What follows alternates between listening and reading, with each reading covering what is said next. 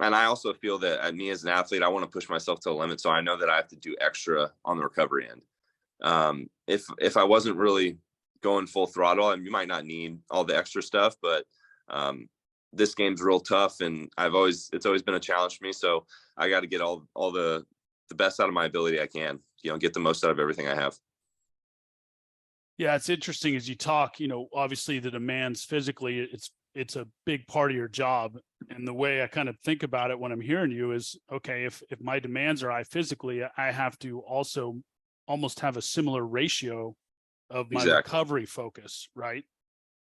Exactly. I mean, yeah, if you're going out and you're drinking and not getting great sleep, you're bound to break. And I think also too doing these things give me sort of a mental edge, because I know that I'm putting the work in on the field as well as off the field, and making sure my mind and body are recovering in order to push myself the next day. And as you get older as an athlete, you've had some bumps, bruises, and surgeries, and it just require a little more attention. I still feel like I'm as good as athlete as ever, even better than prior to having my surgeries, but it's just a little bit more extra work, and you have to welcome that, and always find ways to improve. Yeah, and I think we talked about that quite a bit, you and I think how, your training, allows you to have this much greater longevity in the game, than others that may not train, that, you see players sometimes that don't have a training movement health background that may peak early, and then all of a sudden they're completely absent from the game.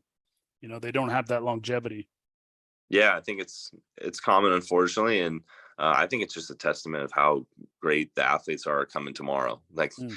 the athletes coming up are just they're polished, they're working hard, they're always coming for your job, and this is such a competitive sport, and all sports are, at the major league level and the professional level. So if you're not continually getting better, you're just gonna fall off.